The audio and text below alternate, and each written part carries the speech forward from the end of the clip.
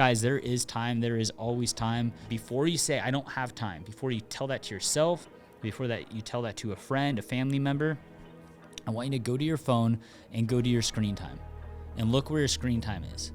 Your screen time is going to tell you have time. You're probably looking at something on your phone that took up 30 minutes of your day, an hour of your day, 2 hours a day that you did not have to do.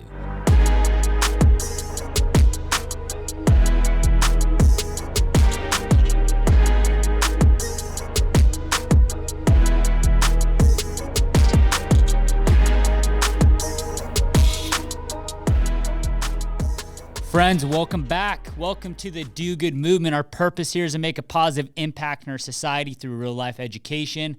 The movement comes into play when you guys share the content to help other people do good just like you. Today is going to be a business episode, so all of you guys that are leading a business today, leading a division in a business, want to go open up your own business, want to have a side hustle, whatever that might be, today what I'm going to talk about is going to help serve you in that way. And it's if I would have been able to get this advice over 10 years ago when I started my business, I think I would have a fleet of Learjets in my driveway with my own landing strip. So I hope this serves you guys today. I've been doing it in my business for the last, only like 4 or 5 years now, which is kind of embarrassing, but it is what it is. And the company's rocking and rolling in big ways.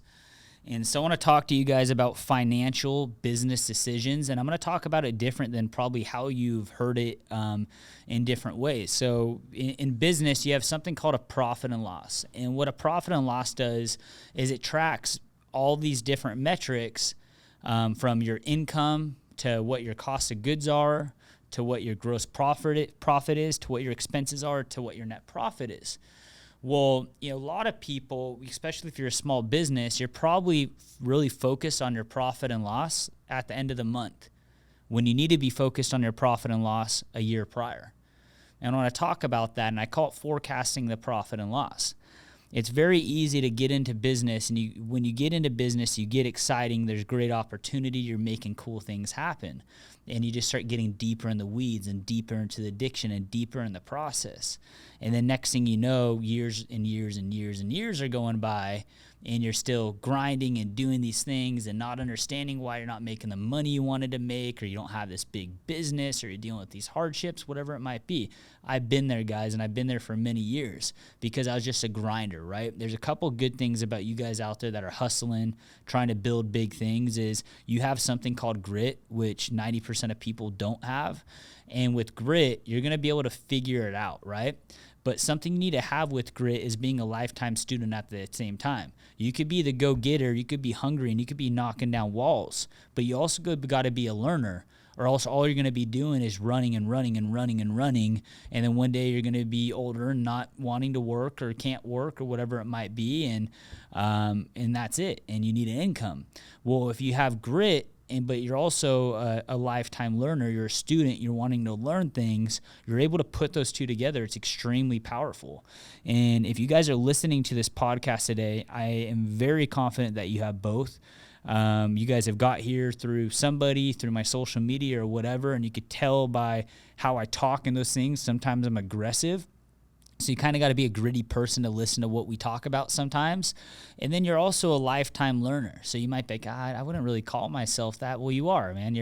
You've taken time out of your day today, and you're saying, I'm going to go spend time and listen to this Do Good movement that I heard about, right? You're curious of listening to it because you're curious to learn. You're curious what it's about. And that's a great trait to have. Whether if you like this podcast or not, never drop that skill set. Never drop that behavior. Always have that molded into you. If it's not the podcast for you, go find something else. But you got to continue to learn. Don't stop here if this dissatisfies you in any way. So you have grit and you have a lifelong learner. So when you get into this business, you're out there moving and shaking and moving and shaking. But we need to start looking at all the stuff you're doing. What does that actually mean? You have goals, you want to make money, and you might be saying, well, to be able to make this money, I just need to call this many more customers, or I just need to do this. Well, what you can do, guys, and what we do in our business now, it's called planning, and we do it, in a year in advance, sometimes a couple of years in advance. And what we do is we look at where a profit and loss statement is right now, and it's broken down in every line item. So we have our income, and our income's broken down by all the different things that bring us income. So we're an artificial grass. So we measure all our different product lines, all the different services and things we sell. We have it all measured on its own GL code. Then under income, you're going to have cost of goods sold. And so that cost ties into whatever those income lines are, so I can understand what my gross profit is per line item, per things that I sell. And then you're going to have gross profit. So gross profit is basically you take income, you subtract your cost of goods sold, and that's going to be your gross profit. Now let's scroll down on this profit and loss statement. You're going to have your expenses.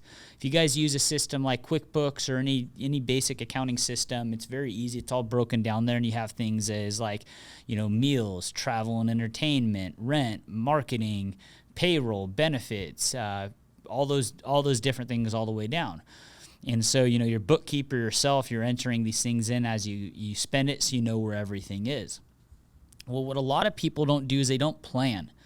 And it's just like anything, guys. If you don't plan what you need to take on vacation, you get in the car and you just start driving to vacation, you're going to get to vacation. It's probably going to be different than what you expected because you forgot your bathing suit or you forgot your nice outfit that you wanted to wear, and you're going to be bummed out on the result. Business is the exact same way.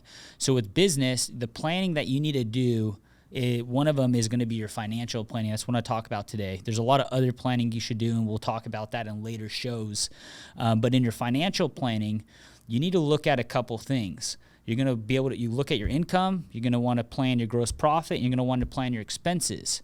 And this planning is going to save your guys' ass because you're going to be able to build the future to as close as you could believe it's going to be before you go do the work. So this is going to tell you, this is going to save all that time of doing the work, going through a whole year and not being happy. We're going to take a break right now in our business, and we're going to do that prior to this year even happening. So it's funny because you guys, somebody walked me through this in the beginning when I first learned about it, and when I was going through business, I had my income. Okay, say, okay, what's your income? What's your gross profit? Here's your expenses. And here's your net profit. And sometimes that net profit was negative. I was losing money. And so they said, were you going to do anything different this year than what you talked to me about? And I said, no, this is what I was going to do. And they said, cool, you're just going to lose all this money. Good thing we're having the conversation, right? And we're teaching this. So what you're going to go do is write out exactly how your business is going to operate, who you're going to hire, what that's going to cost. Make sure to add your payroll cost, all those different things. Write out what your plans are, your growth plans, back into it with every expense. So if you're saying, hey, I want to grow my revenue by 30%, okay, let's just do something very conservative. So I want to grow my revenue by 30%. What's going to be added into my expenses? This, and this, right? Okay, well, what does that do to my net profit? Did my net profit go up? Did it go down? Am I happy with that? Is there anything I missed there? And then you're going to also look at your gross profit. So your two big things, revenue is always one. It's, a lot of companies chase revenue, and then they have bad net profits because they're not managing their expenses the way they should, or their gross margin. They're making emotional decisions here. So what I mean by emotional decision is you'll get in business sometimes and you'll make decisions on how you feel and the pain that you're going through on, gosh, man, we're getting beat up here. I need to hire another person for this, or I need to hire another person for this to make sure my customers are happy and all these different things, or I need to give this person a deal so they don't leave my business. And you're making exceptions for everything that's going on, and it's changing your profit and loss, where at the end of the month or end of the year, however you look at it, you could have made no money. And so I look at our profit and loss statement as our Bible. I look at our plan as our Bible. This is true. This is facts. We cannot break this. If we do need to add headcount, well, if you need to add headcount, you need to take that money from somewhere else. You either need to drop your marketing spend down. You need to, I'll get into different things, but if I'm trading in expenses to get more headcount, I'll look at things on my profit and loss statement on my expense side that I could drop to put that money into income so my net profit doesn't change, versus making these changes on the fly and adding expenses that's just going to hurt you in the long run. So you're going to build out this plan and you're going to go through it. And this planning, guys, shouldn't be a day. It shouldn't even be a week. I mean, it should take a few months to complete, not spending every day in it, but you're just going to say, why this? Why this? How can I change this? How can I change this? How can I change this? And your expense line, you're going to be able to the goal is be able to drop your expense line. And if you can move your gross margin up, great. A lot of times you can't really play with your gross margin. There's a couple ways to do it, but sometimes you can't. But your expense line, you could really, really play with and operate. A lot of those things when you're working with vendors, okay, how are we ordering, right? So let's say you had a 6% last year. We say you did a 6% net profit margin. And what that means is you take your net profit and you divided it by your sales income, and that's going to say your profit margin. You definitely want to be over a 6, but that is healthy in some big businesses. They're all different. I'm not going to give you that advice today. You could go look that up. But say if you're at 6% last year and you're saying, hey, and let's say that last year you made $100,000 and you say, this year I want to make $200,000. Well, let's talk about how do we get there, okay? How do I get from making $100,000 to $200,000? Well, I want to give you a couple options. Option number one, and it's always the clearest and people always go to this and you don't necessarily have to do it. You should add to it. I'm big on revenue, but you don't have to be. As you could say, okay, well, if I just double my revenue and keep my expenses are where they are, I should make another $100,000. But you're going to say that's too aggressive because I don't have the capital to pay for more employees. I don't have the capital to pay for that inventory. I don't have the time, whatever it might be. I just can't do that. So I believe, with the expense line I have, if you're a conservative business, with the expense line that I have, I could get my sales up by 30%. Okay, by 30%, let's say you're working with a 30% margin. That right there, that drops another 10% to the bottom line. So you're at, $110,000 you're going to make that year.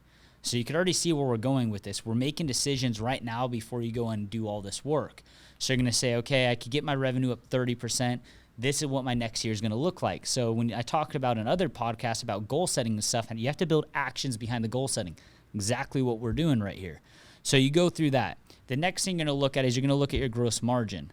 Well, here's my price list. If I look at my price list and if I sold things that for what I would wanted for them, my gross margin would actually be at 50%.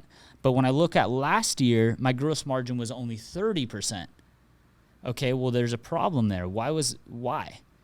Well, it's because you did a lot of negotiation. Okay, let's keep going through this why game. Keep asking yourself questions.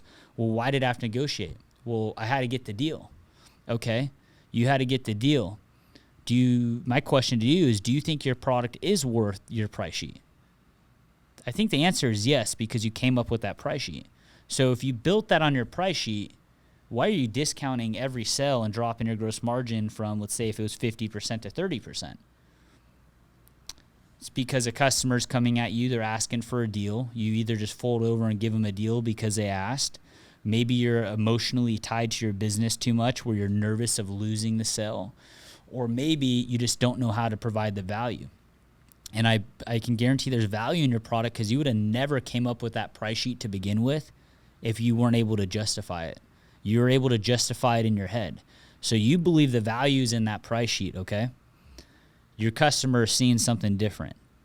This is sales 101. You need to somehow grab the value that you have in your head on why your company's so much better, on why your product's so much better, and make it easy in layman terms for your customer to understand on why they should spend that kind of money. And if you could connect that, for the future, now you don't need to drop your prices down. I had this problem back in the day with my retail business. We used to negotiate every single deal. I brought in a sales leader. The sales leader said, hey, we're not negotiating anymore. The price is the price. I said, dude, we're no fucking loser shit. He said, trust me, the price is a price. Reps are calling him back and forth, all this different stuff. And he's like, we just got to show our value. Why? Why? And the same exercise I'm walking you through and said this and this. Okay, then we went through training. Hey, we did not lose our sales. Our sales stayed the same exact dollar, and our margin just shot all the way back up. And then boom, we were profitable. Okay. So that's the second thing, is do not erode your gross margin. You set out a price sheet. If you want to do volume price sheets and different things like that, go ahead and do it. If you do a volume price sheet, you should be able to not utilize some expenses to help make up for that margin, or whatever you want to do there. There's different ways to justify giving away margin. I always like to look at it, and this is not always, but I try to look at, if I'm going to give up gross margin, I should be saving on some expense somewhere to make that transition so I could keep my gross margin where it is. Sometimes it doesn't. There's a couple other things you could do to improve your gross margin. Before the year starts, whatever, negotiate with your vendors. If you're doing a lot of volume, whatever it might be, try to negotiate with your vendors. If that happens, great. If it doesn't, it doesn't. I know we're in crazy times right now where, you might be doing more in business. Your prices are increasing. It's just weird times, okay? So that's another way, because if you can negotiate your pricing by 10%, that's your cost of goods sold. 10%, that just adds directly, on your cost of goods right to the bottom line. That could bring you another $10,000 right there. That gets you 120, right? So you negotiate with your vendors, 10% brings you 120,000. I just talked to you about keeping your 20% margin there. So it's just, that's another 10,000. I'm probably doing my math wrong, but you're probably, I don't know, you probably got you to about 150,000, 160,000 through those different things. Now then you're going to go through your expense line. And it's very easy on this expense line to say, hey, if I do this revenue, I need to add this. I need to add people. I need to add these things. I need to add rent. Well, what if you can't? It's the first thing you need to ask yourself. What if I can't? What if I can't add these people? What if I can't grow my building? What if I can't do this marketing? How can I get there? A lot of people won't go through that exercise. A lot of people will just operate as what we're talking about today and end up at the end of the year and they're pissed off. Before you add anything into your expense line, you need to ask, is there a different way to do this? Is there a different way to keep my expense line the way it is without adding to it? Spend as much time as you need there. My answer is going to be yes. There are different ways to do it. There's technology out there for everything, right? So you guys might be doing everything manual, trying to manage all your systems, doing all this research, whatever, trying to build all these divisions out because you think that's the way to do it. There's different services out there. There's different technology out there. And you need to look at every line item to say, is there a better way to go ahead and do these things? Even to the point, if you're doing travel and you're renting a car to go travel, do I need to rent a car when I get to the airport, or could we just set everything up on an Uber? You're looking at labor and somebody might need to drop somebody off to one place to another. What my team does is we use Uber. We don't put two people in a car together to go drop somebody off somewhere. So you're going to look at those and everything, and your goal should be, even if your sales are raising, how do you drop your expenses with your raising sales? And don't be pessimistic, be optimistic. What if we do this? What if we do this? And that's why I said this could turn into a 3-month process and continue to beat it up. And so let's say you're able to drop your expenses by 20%. Now we're at $180,000 with only adding 30% revenue.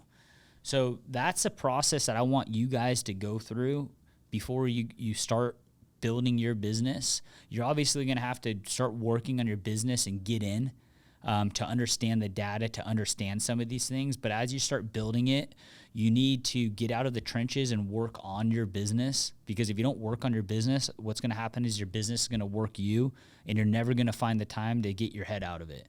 And by doing this, you guys have just found, let's say, another $80,000 in money that I just walked through. With that $80,000 in money, and would say you could make now the same money as you did last year. At this point, you're a very small business. You're going to be able to find a general manager probably for that range to go now and work your business. And guess what? You don't even have a job. Your business is operating with somebody there because you've taken the extra time to forecast for your business.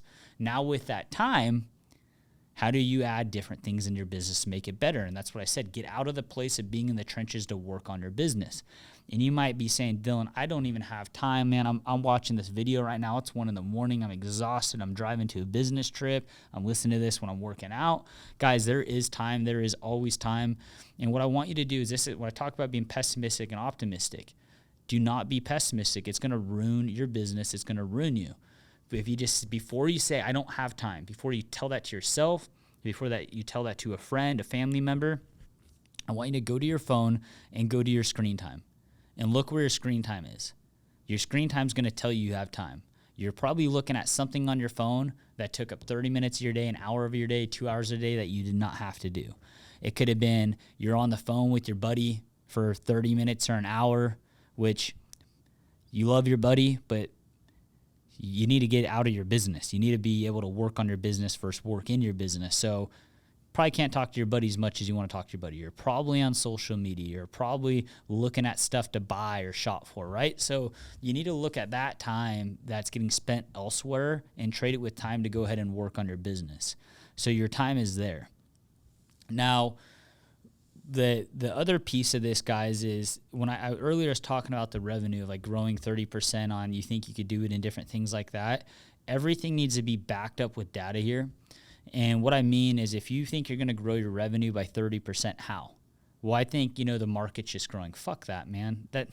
Don't take that from anybody on the market. We expect the market to grow there. If your business is growing just because of market demand, you don't have a business. That means your business, if market demand drops, you lose everything. That's not sustainable. You guys want to build something sustainable here. So when you're looking at your revenue, what are the drivers to build into your revenue? It might be this advertising. Okay, well, I'm doing this advertising. Now, do I have any money to invest back into my business to try some other advertising just in case this one failed? I need to test other avenues because there might be something better out there, or I just need a backup.